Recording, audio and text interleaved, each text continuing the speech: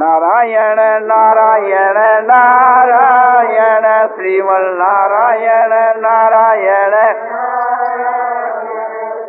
नारायण नारायण श्रीमन नारायण नारायण नारायण नारायण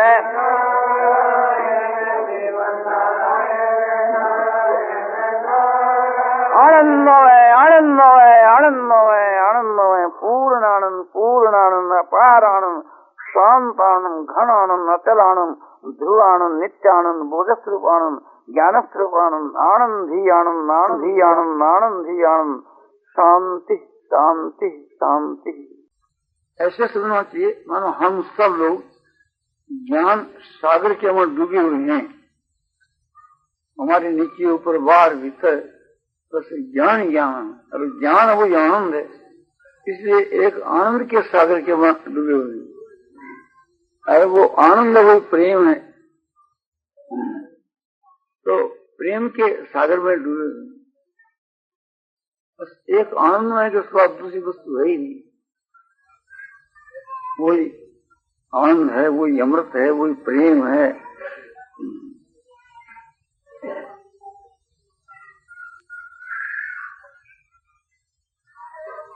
तो भगवत प्रेम का विषय स्मरण का निश्चय किया है। वास्तव में तो प्रेम जो है वो वाणी का विषय है नहीं, जिसको हम क्या सुनाएं। जो भगवान के प्रेमी है वे भी नहीं सुना सकते, तो हम आपको क्या सुनाएं। प्रेम तो समझो कि हृदय का भाव है, वो वाणी से कैसे प्रकट किया जा सकता। भगवान प्रेममय है, प्रेम स्वरूप है, और हमारी जो बुद्धि है वो अल्प है, उसमें वो प्रेम समाता नहीं। और बुद्धि जो है वो तो प्रेम के सागर की एक बूंद को आभास मात्र, यानी उसे के प्रतिबिंब को ग्रहण करती है। आईना जो है वो आकाश के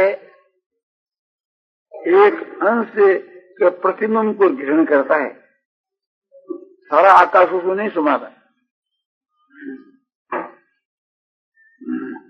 तो बुद्धि आईने की जो दर्पण की जो हुए शुद्ध हुए, तो वो प्रेम के एक अंश के प्रतिबिंब को ग्रहण कर सके,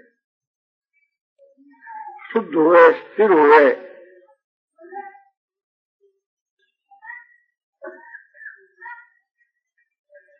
और सूक्ष्म हुए, तीक्ष्ण बुद्धि हुए। और बुद्धि के अंदर जो भगवान का प्रेम का भाव आता है, प्रेम का भाव जो है उसका प्रादुर्भाव होता है, मन की कल्पना में नहीं आता। और उसका कोई अंश मन के कल्पना के बीच के वहां आता है, वो कुछ एक प्रकार से रूपक या उदाहरण के द्वारा समझाना चाहता है, तो उतनी वाणी की हिम्मत नहीं, वाणी की वो शक्ति नहीं कि वो उसको समझा सके। जो प्रेम को प्राप्त होता है वो ही उस प्रेम को जानता है। ये समझाने के लिए कहना है, वास्तव में तो वो खुद प्रेममय हो जाता है। तो प्रेमी प्रेमास्पद और प्रेम तीनों चिन्मय है, और धातु से एक ही है, स्वरूप अलग अलग सा है। जैसे सोने के बहुत से आभूषण होते हैं, तो उन आभूषणों की गणों की धातु सोना ही है,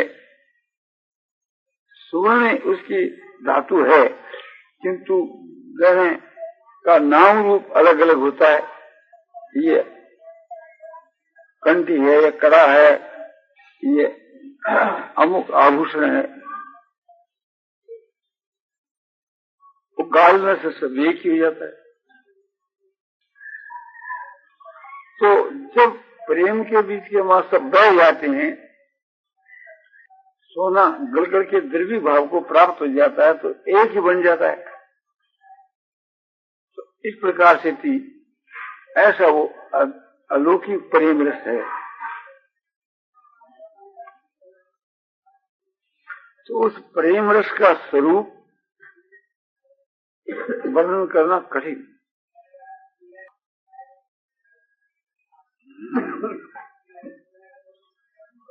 यत्किंचित किसी अंश का वर्णन किया जाए तो सुनने वाले जो भाई लोग हैं, माताएं हैं,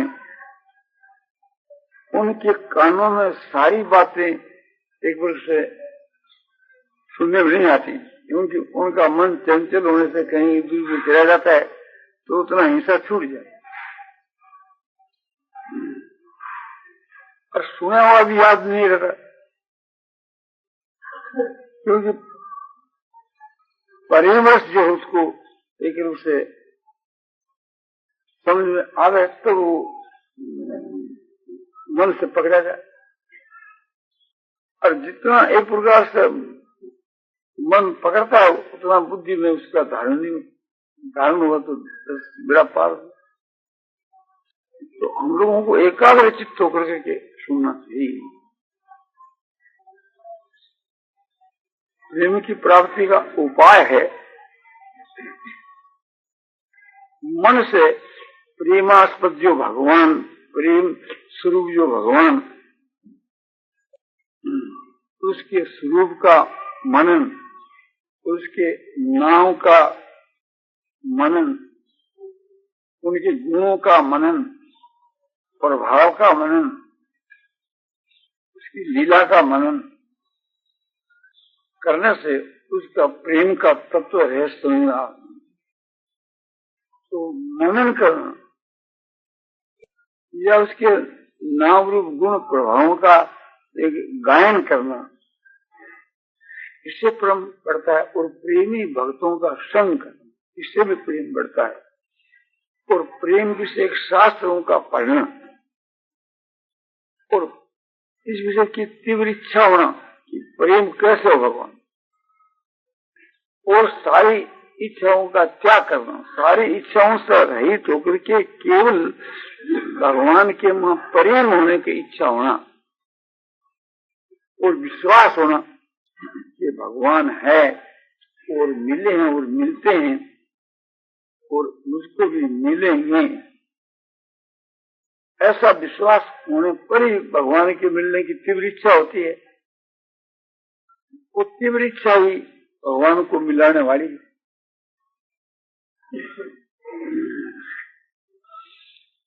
प्रेम विशुद्ध होना चाहिए, कोई प्रकार की कामना नहीं होनी चाहिए। निष्काम जो प्रेम है वही असली प्रेम है। विशुद्ध और निष्काम प्रेम होना चाहिए। एकांत के वहां बैठ करके और मन से भगवान के स्वरूप का चिंतन करना, उसके गुणों का चिंतन करना, उसके प्रभाव का चिंतन करना, और मन से समझो कि भगवान से मिलना, भगवान का दर्शन, भगवान से वार्तालाप, भगवान का अंशन, चरणा का स्पर्श,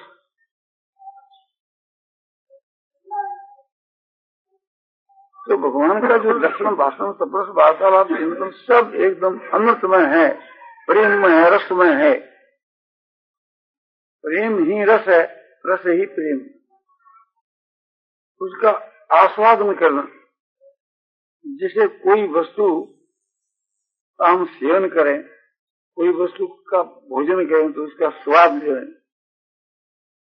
किसी में हमारा मन रमे तो मन के द्वारा उसका स्वाद लें। ऐसे भगवान के वहां सब इंद्रियों से अपने रमण करना, नेत्रों से भगवान का जो दर्शन है वो नेत्रों के द्वारा रमण है। वाणी से उसके नाम और गुणों का वर्णन है तो वाणी के द्वारा रमण है।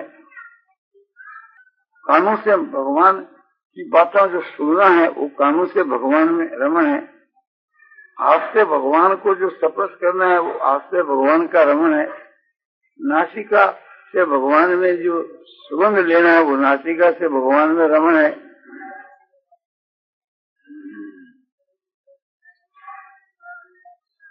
श्वासों के द्वारा स्वाभाविक ही भगवान की स्मृति होती है, वो श्वासों के द्वारा रमण। इस प्रकार से अपनी सारी इंद्रियां भगवान में लगा दी तो इससे भी भगवान के प्रेम का प्रादुर्भाव होता। मच्चित्ता मदगत प्राण बोधयंत परस्परम कथयंत मां नित्यम दुष्यंती जरमंती च। हाँ, भगवान कहते जिनका मेरे में चित्त है, मेरे ही नाम रूप और गुण प्रभाव का मन से चिंतन करता रहता है, मेरे में जिनका चित्त वास करता है, मुझको छोड़कर के क्षण मात्र भी इसका चित्त दूसरी जगह नहीं जाता, ऐसे जो पुरुष है वो उसको भगवान कहते मच्चित्ता, मेरे में चित्त वाले है। जैसे गोपियां के लिए कहा कि मन मनुष्य का, मेरे में जिनका मन बसे वो मन मनुष्य का। तो मच्चित्ता और मदगत प्राण, मदगत ही जिनके प्राण हैं, मेरे लिए जिनका जीवन है, मेरे प्रति अपने प्राणों का जिन्होंने समर्पण कर दिया है, और मेरे वियोग के मां जो विरह में व्याकुल है, जल के वियोग में जैसे मच्छी जो है सो व्याकुल हो जाती है, मच्छी के प्राण जो सो जलगत है, जल के बिना वो जी नहीं सकता। इसी प्रकार से मदगत प्राण वे पुरुष है जिनके प्राण मेरे बिना देह में नहीं रह सकते। और बोध यंत है परस्परम, और परस्पर के बीच के मां मेरा जो तत्व है उसको जनाने के लिए और एक दूसरे को समझाता है। भगवान की बातों को सुनकर करके और एक दूसरे से बात करते समय के बीच के मां एक दूसरे को भगवान का तत्व समझावे, बोधन करावे, एक दूसरे को ज्ञान करावे। भगवान ऐसे है, भगवान के नाम का तत्व रहस्य है, भगवान के गुणों का तत्व रहस्य है, भगवान के प्रभाव का तत्व रहस्य है। इस प्रकार से भगवान का जो तत्व रहस्य एक दूसरे को समझाने वो बोधयंत है परस्परम और कथयंत से मांग नित्यम, और नित्य जो वाणी के द्वारा मेरे गुण प्रभाव तत्व रहस्य की बातों का तर्जन करता रहता है, वाणी के द्वारा मेरे नाम रूप लीला और धाम की बातों को जो कथन करता रहता है और इससे करके मुग्ध होता है,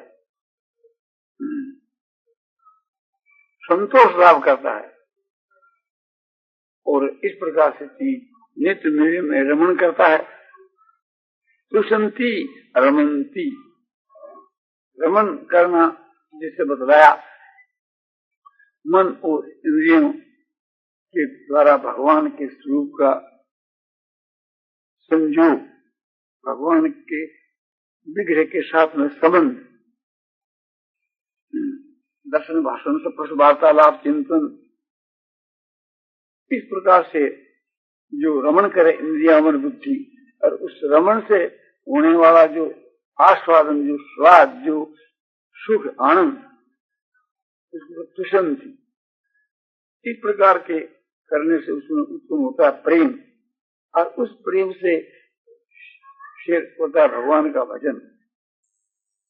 उसको फिर भगवान देते हैं ज्ञान, और उस ज्ञान से भगवान को तत्व से जान करके और उसको प्राप्त हो जाता है।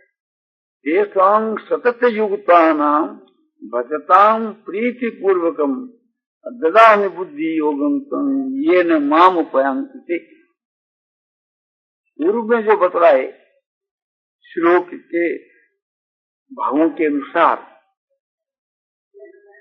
प्रेम से भगवान कहते हैं कि जो मुझको भजते हैं सो भी निरंतर सतत युक्ता नाम मुझ परमात्मा में लगे हुए और प्रेम पूर्वक भक्ति पूर्वक जो मुझको नित्य निरंतर भजते हैं निष्काम भाव से, उन मेरे भक्तों को मैं बुद्धि योग यानी मेरे विषय का ज्ञान, भगवत विषय का ज्ञान भगवान देते, जिसके प्रभाव से भगवान को यथार्थ रूप से वो प्राप्त हो जाता है, जान जाता है। भगवान जैसा है, जैसे जिस प्रकार के जितने उसको जान जाता है। भगवान का साकार निराकार सगुण निर्गुण जो स्वरूप उसको प्राप्त हो जाता है, समझ जाता है। ये उसका फल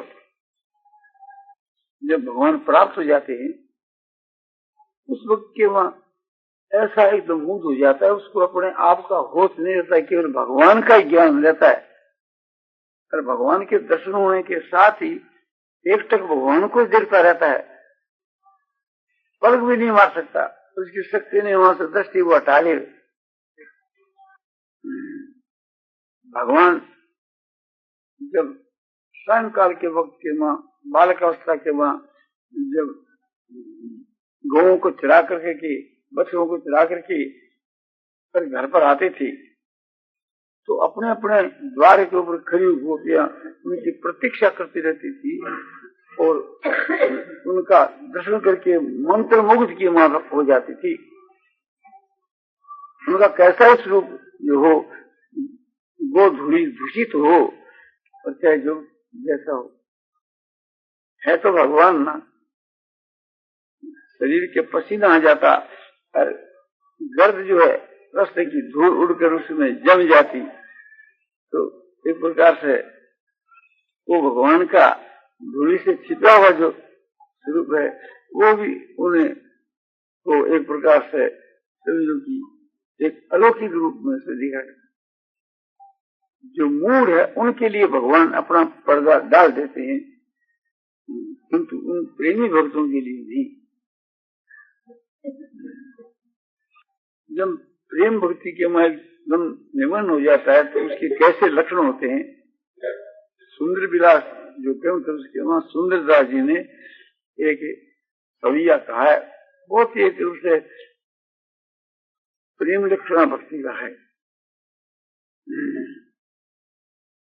न लाजती न लोक की न वेद को कहो कर, न शंख भूत प्रेत की न देव यक्ष ते डरे। सुने न कान और की दर्शन और इच्छना, कहे न मुख और भक्ति प्रेम लक्षण। उस वक्त के भी इसके वहां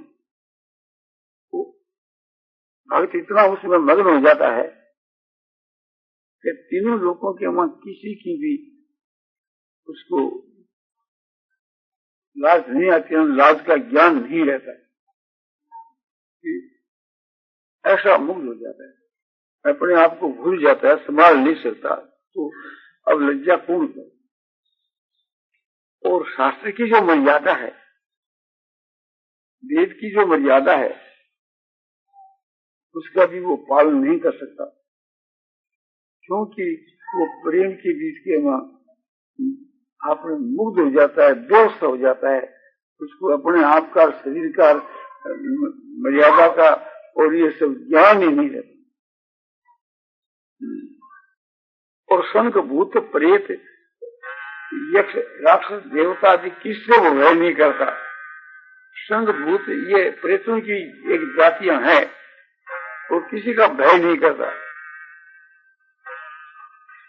तो सुने न कान और की, दुनिया के लोग क्या बोल रहे हैं, किसी की आवाज भी वो सुनता ही नहीं, और उसको और कुछ दिखता भी नहीं। प्रेम में भगवान के सूर्य पर कुछ दिखता भी नहीं और उसके मन में भी कोई इच्छा नहीं रहती किसी बात की। तो भगवान मिल गए तो इच्छा की क्या आवश्यकता, तो सब इच्छा अपने आप ही पूर्ण हो जाती। पर अपने वाणी से दूसरी बात वो कहता है, उसकी वाणी से वो प्रेम की बात ही कहता। प्रेम कोई अलापता है, प्रेम के स्वर कोई दूसरा शब्द उसके मुख से नहीं निकलता, तो वो प्रेम में हो जाता है। भगवान भी प्रेम में है, वो भी प्रेम में, वो भगवान के माफी की प्रेम हो जाता है, तो फिर भगवान उसके बिना रह नहीं सकते, वहां प्रकट हो जाते हैं। और प्रकट होकर के एक दूसरे को सुख पहुंचाने के लिए अपने आप को अर्पण कर देते, उस प्रेमी के सुख से सुखी होते। परस्पर के वहां उनका जो मिलन, वार्तालाप, चिंतन, दर्शन, भाषण सब जो है सो उत्तरोत्तर प्रेम को बढ़ाता रहता है। यदि जब पूर्ण प्रेम न प्राप्त हो जाए तो क्या बढ़ावे, किंतु एक भक्तों का भाव है कि वो प्रेम हर वक्त नित्य नया ताजा रहता है, इसलिए कहा जाता है कि वो प्रेम है सो बढ़ता रहता है। उस समय के बीच के वहाँ आदर सत्कार नहीं, मान नहीं, वहाँ कोई लज्जा नहीं, वहाँ भय नहीं। भक्त जो है निर्भय हो जाता है और एक प्रकार से उसके हृदय में जो संकोच है, भय है, मान है, आदर सत्कार है, वह सब समाप्त हो जाता है। अपने से भगवान को अगर वो देखता ही नहीं तो भय किसका करे, भय तो दूसरे का होता है, लज्जा भी दूसरे से होती है, संकोच भी दूसरे का होता है, आदर भी हम दूसरे का करते हैं, सत्कार भी दूसरे का करते हैं। अपने आप का कोई सत्कार थोड़ा करता है, अपने आप का कोई आदर थोड़ा करता है, अपने आप से कोई डरता थोड़ा या अपने आप से कोई लज्जा थोड़ा करता है।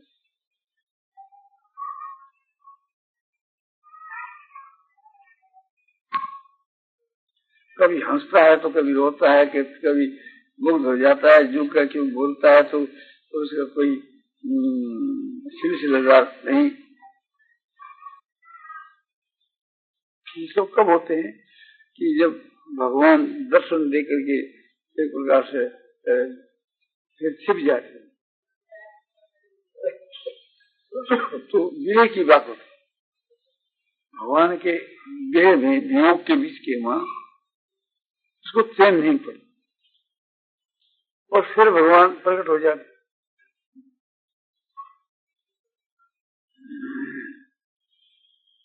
तो भगवान के मिलने के उपाय बहुत से हैं, उनके वहां भगवान के ध्यान की जो मैं बात की वो बहुत अच्छा उपाय है। सुतीक्ष्ण जी इस प्रकार से भगवान राम के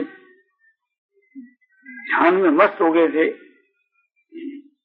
ऐसे मस्त हुए कि वे रास्ते में बैठ गए और शरीर के ऊपर रोमांच हो गए, जो कटहल के फल के जैसे कांटक, और ध्यान में ऐसे मस्त हुए कि उनको अपने आपका ज्ञान नहीं रहा, पहला तो दिशा का ज्ञान रहा, पूर्व पश्चिम दक्षिण, और फिर अपने आप का भी ज्ञान नहीं रहा। ऐसी स्थिति को भगवान वहां जंगल के वहां एक वृक्ष की ओट में झुके हुए देख, भगवान को उस देखने का बड़ा मजा आता है। फिर भगवान उसके पास में आए और आकर उसको उठाने की चेष्टा करी, जगाने की, प्रत्यक्ष दर्शन देने के लिए। वो ध्यान में मिले हुए सुख में ऐसा मुग्ध हो गया कि भगवान के जगाने पर भी नहीं जागा। तो भगवान ने सोचा भी क्या उपाय करें, तो तेरे ध्यान के मामला से मैं जो प्रत्यक्ष आ गया उसकी भी परवाह नहीं, ऐसा ध्यान में मस्त हो गया। किंतु इसको ज्ञान नहीं है, जिसको ज्ञान कराना चाहिए ना, तो भगवान ने उसको सप्रस करके के भी समझो की चेष्टा करी। उठो उठो दीद हो प्राण सम, हे मेरे प्राण के समान प्यारे तुम उठो। और छूने से भी नहीं उठी। तब भगवान ने अपने योग बल से थी, जो सुतीक्ष्ण जी ध्यान कर रहे थे उस स्वरूप को खींच लिया। अब वो खींचने के समान व्याकुल हो गए, जैसे मणि वाला सांप और मणि को छीन जाने से जैसे व्याकुल हो जाता है, आंख खुले तो जिनका ध्यान करे तो सामने प्रत्यक्ष विराजमान हो रहे करे। अब तो समझिए ठीक है, सब इन्हीं का काम है। तो फिर अपने एकदम मुग्ध हो गए, चरणों के बीच के वहां लौट गए। भगवान ने उठाकर अपने हृदय के लगाया और खूब प्रेम से मिली। फिर एक प्रकार से थोड़ी देर के बाद जब होश आया तो भगवान की स्तुति करी। स्तुति भी कौन करे, और फिर वहां अपने कुटिया में जाकर के उनकी पूजा करे सब प्रकार से। फिर भगवान अगस्त के आश्रम में जाने लगे तो बोला, अब मैं भी आपके साथ चलूंगा। अब मैं आपके साथ में चलता हूँ, इसके बीच में कोई आपका निवारा नहीं है। आप यहाँ आए वो तो ठीक है, वो तो आप का एक प्रकार से मैं ऋणी हूँ, किंतु अब मैं साथ में चलूं उसमें तो कोई आपका गिरावट नहीं। और साथ में गए। इस प्रकार से थी भगवान से अपने प्रेम करना चाहिए, जिसे सुतीक्ष्ण ने किया। ऐसे मुग्ध होना चाहिए भगवान के ध्यान के मन। भक्तों की जो स्वाभाविक स्थिति है वो साधक के लिए वो साधन है। सुतीक्ष्ण जी की जैसी स्वाभाविक स्थिति थी, हम लोगों को उसको साधन बना करके, उसको लक्ष्य में रख करके उसी प्रकार से भगवान में प्रेम करना चाहिए। ये हमारे लिए साधन है साधकों के लिए। दूसरा जी यहाँ कौन था? दूसरा जी कौन था? ये लोग कमरा है नहीं, बाहर में तो पैरा नागी बनाऊंगा, भीतर के बीच के माँ ये आपका कमरा है। इसमें तो कमरे में कोई है नहीं। देखा भी ये गाती बजाती है, इससे बार बार को भ्रम हो गया है। ऐसी परिस्थिति दुनिया की जो भक्ति है सो भगवान कृष्ण के स्वरूप में थी। सुतीक्ष्ण की जो भक्ति है वो भगवान राम के रूप में थी। सुतीक्ष्ण के बीच के मां प्रेम की प्रधानता थी और मीरा के मां कभी प्रेम भाव और कभी विरह की व्याकुलता दोनों ही व्यक्त थे।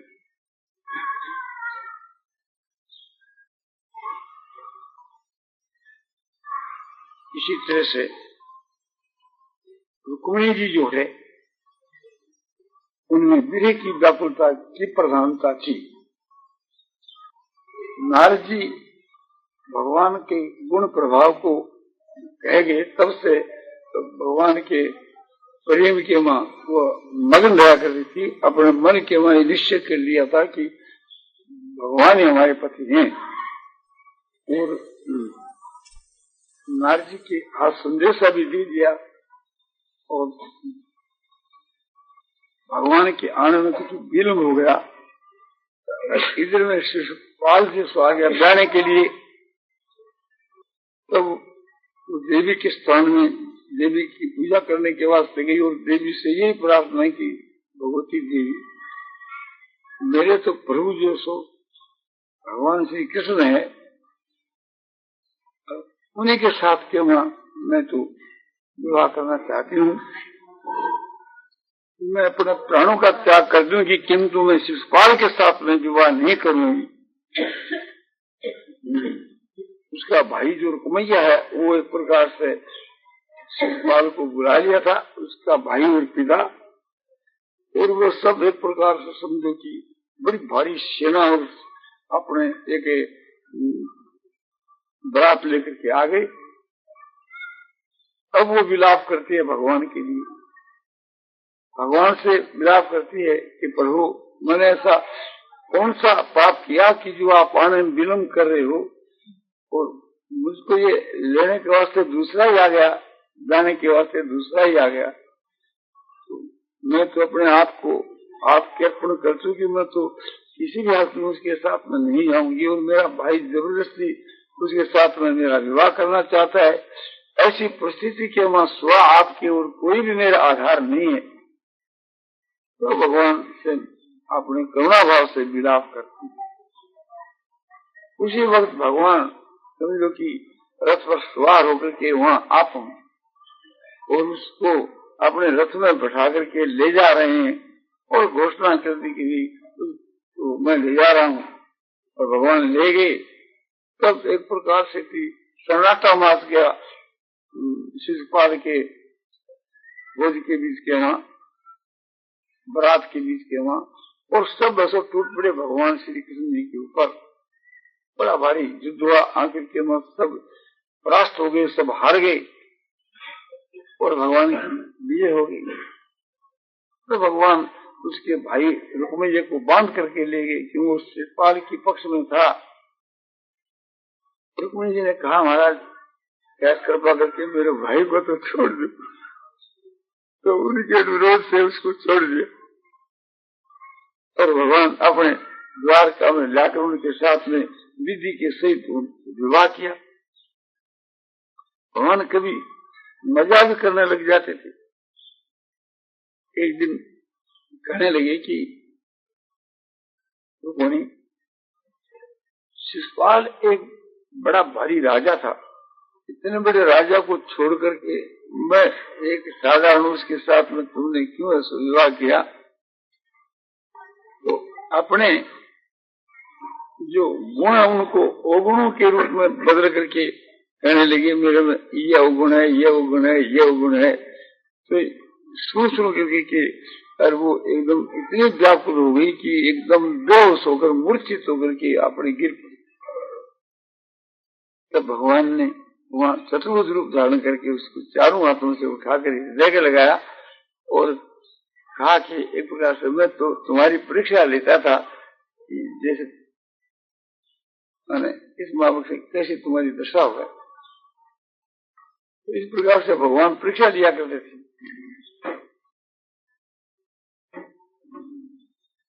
तो ऐसे जो भगवान के जो भक्त हुए स्त्री और पुरुष, उनका अनुकरण करना, उसके माफक अपने भाव करना, उससे भाव का फल तो समझो कि मन से भाव से सब होती है, फिर वास्तव में हो जाओ।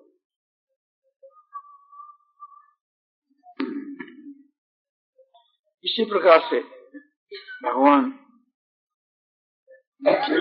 गोपियां प्रेम करती थी, और गोप जो है ग्वाले ये भी प्रेम करते थे। आपसी के मन जब खेलते क्रीड़ा करते तो एक दूसरे पर सवार हो जाते थे, और एक जैसे लुकमी का खेल है उसमें एक लुक जाते एक दूसरे को अपने खोजा करता था। कबड्डी का खेल खेलते तो आपसी के वहां एकदम से एक दूसरे से मुकाबला करते थे, कभी कुश्ती करते थे, कभी कभी कुछ इस प्रकार से खूब प्रेम से क्रीड़ा करते थे गोप बालकों के साथ में। और गोपियों के साथ के वहां मिलकर के भगवान नाचते गाते बजाते हंसते और एक दूसरे के से प्रेम करते, और जितनी गोपियां उतने आप बन जाते, और बनकर के अपने देश में जैसे गिन्नर होती है इस प्रकार से थी। एक बीच के बीच में जैसे कोई बाजा बजाया जाता है, और चारों तरफ गोलाकार के मंडलाकार एक कृष्ण एक गोपी, एक कृष्ण एक गोपी, इस प्रकार से जितनी गोपियां उतने ही कृष्ण, और एक से एक हाथ मिला करके और समझो कि प्रेम में मुग्ध होकर के एक स्वर से सब गाऊं, एक स्वर से नाचूं, कभी ऐसे गाते, कभी बजाते, कभी नाचते। और जब गोपियों के हृदय में यह होता है कि संसार में हमारे समान कौन है, तो भगवान फिर छिप जाते, अंतर्धान हो जाते। अब दिखते दिखते नहीं दिखते, तब फिर विरह में व्याकुल होकर के फिर रोती, और रो करके फिर बन के भी के मन ढूंढा करती, ढूंढने पर भी पता नहीं लगती। एक दिन भगवान रास करते करते, नाचते गाते बजाते अंतर्धान हो गई।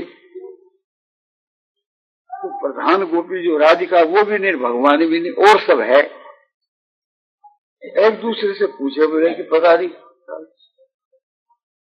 वो तो अंतर्धान हो गए, गायब हो गए, पता क्या है। और भगवान राधिका जी को लेकर के चले गए, और ये सब विरह में व्याकुल होकर के और भगवान को खोज रहे वन में। राधिका जी के मन के बीच के मन में थोड़ा अभिमान आ गया कि जितनी गोपियां उसके मन मैं प्रधान हूँ। भगवान किसी के अभिमान को नहीं रहने देते। तो राधिका जी ने कहा कि मैं बहुत दूर आ गई, इसलिए थक गई, अब मेरे से पैदल नहीं चला जाओ, तो आप ले चलो मुझे। बहुत अच्छी बात। भगवान बैठ गई कि तू मेरे खोर पर चढ़ जा। तो गोपी ने अपना पैर पसारा तो भगवान गायब, और भगवान नहीं, वह भी अंतर्धान। उनकी खांच ले गई। वो भी सुविधा में व्याकुल के भगवान के वास्ते समझो कि पागल सी होगी, वन में भगवान को खोजने लगी। और वो जो पहली गोपियों का जो झुंड था, वो पैरों का खोज देखते देखते देखते देखते पीछू पीछू आ ही रहा था। तो जहाँ भगवान यहाँ बैठ करके गायब हुए थे, वहां तक आए तो दोनों का खोज मिलता रहा, भगवान का और आगे। वहां के बाद फिर भगवान वहां गायब हो गए तो एक का खोज वहां नहीं, एक का ही खोज मिलता है। बोले यहाँ तक तो दो, और इसके बाद में एक। अब आगे जाकर के राधिका जी मिली, मुझे कि भगवान बोले मुझको पता नहीं, थोड़ी देर तो मेरे साथ में आए, फिर मुझको भी छोड़ के चली। तो राधिका भी उनके शामिल होकर के फिर भगवान का अनुकरण करने लगी कि भगवान जिस प्रकार से लीला करी थी उस लीला की नकल करने लगी। कोई कृष्ण बनी है तो कोई एक प्रकार से बकासुर बने है, तो कोई धेनुकासुर बने, तो इस प्रकार से भगवान ने जैसी क्रिया की की नकल। फिर भी भगवान नहीं आए तो सब मिलकर के मेरे में व्याकुल होकर के भगवान के वास्ते रोने लगी। सब एक प्रकार से सबका अभिमान गड़ गया। अपने में श्रेष्ठ होने का जो अभिमान था कि ये हम श्रेष्ठ हैं, तो ये भाव जब नष्ट हो गया तो भगवान वहीं प्रकट हो गए। भगवान को पाकर के और फिर सो भगवान को उपालम देने लगी कि आप कैसे हो। एक तो इस प्रकार के मनुष्य होते हैं जो अपने से प्रेम करते हैं, उससे भी प्रेम नहीं करते, और एक ऐसे होते हैं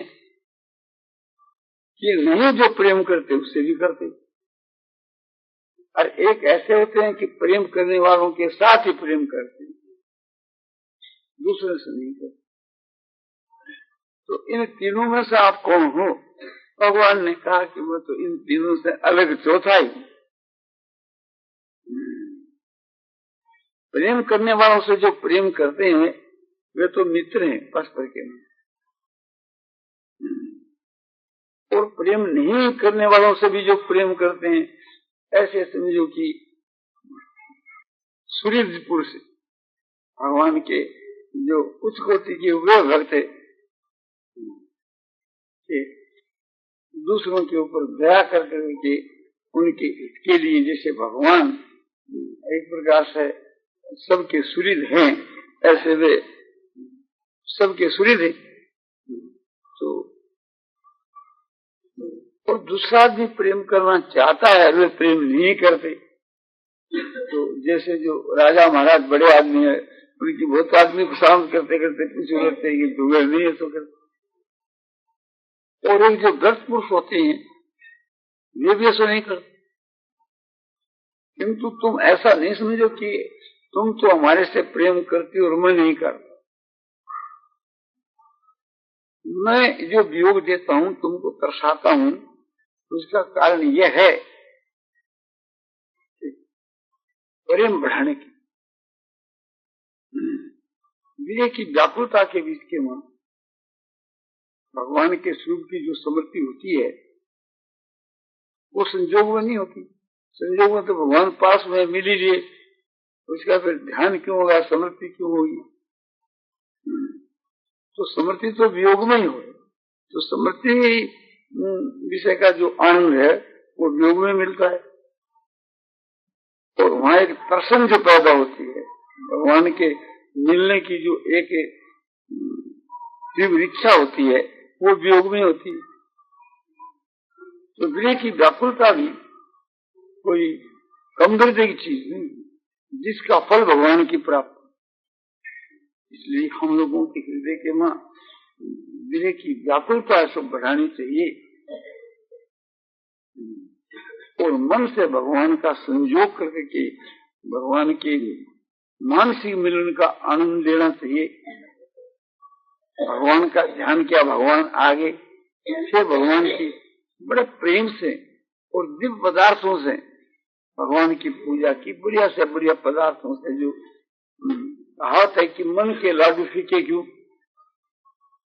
अधिक से अधिक चीनी डालें, और इतनी भी चीनी नहीं डाल देनी चाहिए जो आपने केवल चीनी का स्वाद और लाडू करनी हो।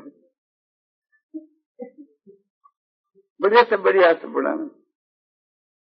तो आपने खूब बढ़िया से बढ़िया पदार्थों से पूजा भगवान की करनी और बढ़िया से बढ़िया पदार्थ बना हुआ तैयार समझो, जिसके सब उत्तम उत्तम मेवादि मिले हुए ऐसा पदार्थ आपने भोग लगाने के वास्ते बनाना, फिर भगवान के भोग लगाना और भोग लगा करके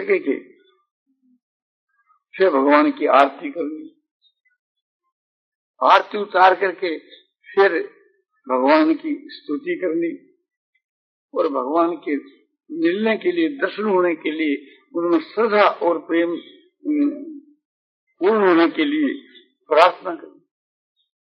स्तुति प्रार्थना, उनके गुणों का गान, स्तुति, उनसे मांग, वो प्रार्थना। भगवान ही परमार्थ है, तो भगवान की प्राप्ति के लिए भगवान जो परमार्थ स्वरूप है उसके लिए प्रार्थना करनी। प्रार्थना को, याचना को तो भगवान से और क्या मांगना। तो भगवान से मांगने में भी आनंद आता है, पर ये मांग तभी होती है कि जब भगवान की अनुपस्थिति होती है। इस प्रकार भगवान की अनुपस्थिति की मां एक प्रकार से मन से भगवान का दर्शन, मन से ही पूजा, मन से ही स्तुति प्रार्थना सब मन से करें। तो ये सब भगवान की वियोग में होते हैं। तो इस प्रकार के करने से भगवान जब प्रकट हो जावे तो फिर बात क्या है, फिर तो वो अपने आप को भूल जाता है। फिर क्या होता है क्या नहीं होता, प्रथम तो ज्ञान ही नहीं होता, फिर अपने आप को संभालता है, होश में आता है, तब भगवान की स्तुति प्रार्थना करता है। फिर प्रार्थना क्या वाक्य रहती है कि यही कि बस आपका वियोग नहीं हुए। जैसे भगवान अपने प्रत्यक्ष रूप से वशिष्ठ जी को दर्शन दिए और वशिष्ठ जी ने उनसे वरदान मांगा,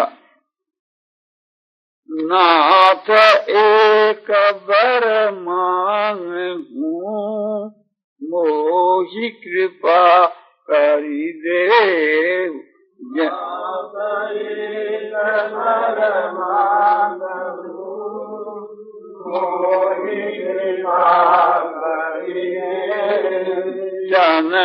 जन्म प्रभु पद कमल, कब हूँ घटे जनि रे सियावर रामचंद्र की जय।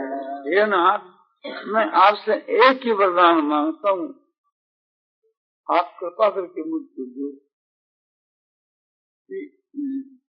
चाहे मेरे कितने ही जन्म हो उसके लिए परवाह नहीं, किंतु जन्म जन्म के बीच के आपका जो प्रेम है आपके साथ में, वो घटे नहीं, सदा ही कायम रहे। बढ़ने की तो गुंजाइश नहीं, क्योंकि पूर्ण प्रेम है, पर घटे नहीं। ये भी एक मांग है। और उसमें कमी हो तो आप में उत्तरोत्तर प्रेम बढ़े, या आप में हमारा पूर्ण प्रेम हो, या पूर्ण एक प्रकार से श्रद्धा विश्वास हो, या आप में विशुद्ध प्रेम हो, या ये मांगे जा सके। तो मैंने नहीं मांगने से भी होगा, और समझो कि उसके बाद और होना क्या है, वो तो एक विनोद है मांगना। इस प्रकार से हम लोगों को रोज जो है ऐसा अभ्यास करना चाहिए, जिससे भगवान के मां हमारा अनंत और विशुद्ध प्रेम है। प्रेम के समान दुनिया में कोई वस्तु नहीं है। भगवान प्रेम के मां दिख जाते हैं। प्रेम ही भगवान का मूल्य है। हम लोगों के मन प्रेम की कमी है, इसीलिए भगवान आने में विलम्ब करते हैं। तो उस प्रेम की पूर्ति करनी चाहिए। इस प्रकार प्रेम की बातों को सुनने से भी प्रेम होता है, और प्रेम की बातें कहने से भी प्रेम हुए, पढ़ने से भी प्रेम हुए, मनन करने से भी प्रेम हुए। तो कानों से ऐसे प्रेम की बातें सुननी चाहिए, और वाणी से प्रेम की बातें कहनी चाहिए, और नेत्रों से प्रेम की बातें पुस्तकों में पढ़नी चाहिए, और मन से प्रेम के विषय का चिंतन करना चाहिए। इस प्रकार से प्रेम जो है परमात्मा का ही स्वरूप है। तो प्रेम स्वरूप परमात्मा का सुदर्शन भाषण का प्रतिभात आलाप चिंतन मनन, ये मन से तो करना ही चाहिए। तो साधक के लिए सबसे बढ़कर ये साधन है। भक्ति के मार्ग में प्रेम का साधन ही सबसे बढ़कर है। भक्ति और प्रेम एक ही चीज है। नवदा भक्ति समझे कि पहले का साधन है, और प्रेम लक्षण भक्ति उस सब का साधनों का फल है। इसलिए इसको चाहे अनंत प्रेम कहो, अनंत भक्ति कहो, विशुद्ध प्रेम कहो, विशुद्ध भक्ति कहो, एक ही बात है। तो ये जो साधन अवस्था का जो प्रेम है, और उसके बाद में जो सिद्ध अवस्था का प्रेम है, उसका ये फर्क है। वहाँ जो प्रेम है वो चेतन है, यहाँ प्रेम के साथ के बीच में सात्विक गुणों का मिश्रण है, और वो केवल है और शुद्ध है। तो वहाँ प्रेम प्रेमास्पद और प्रेमी तीनों स्वरूप से अलग अलग होते हुए वास्तव के बीच के मां धातु से एक ही है। भगवान के मिलने की बात तो उसकी चर्चा नहीं, कोई किसी को कह ही नहीं सकता, कोई वर्णन कर ही नहीं सकता। वो तो सब साधुओं का फल है। करीब 1 घंटा हो गई। 1 घंटा नारायण नारायण शिव नारायण नारायण नारायण शिव नारायण नारायण शिव नारायण नारायण शिव नारायण नारायण शिव नारायण नारायण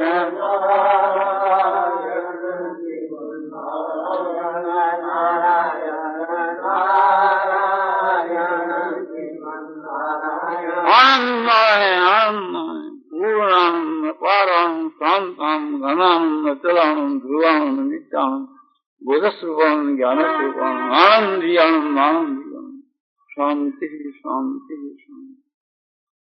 परम और विशुद्ध प्रेम का विषय पूज्य श्री जयदयाल जीवन का दोहरामिति मार्गशीर्ष कृष्णा दशमी संवत 2013 तदनुसार तारीख 27 नवंबर 1956 ईस्वी को प्रातःकाल 8 बजे सत्संग भवन साहिब गोरखपुर में कहा गया।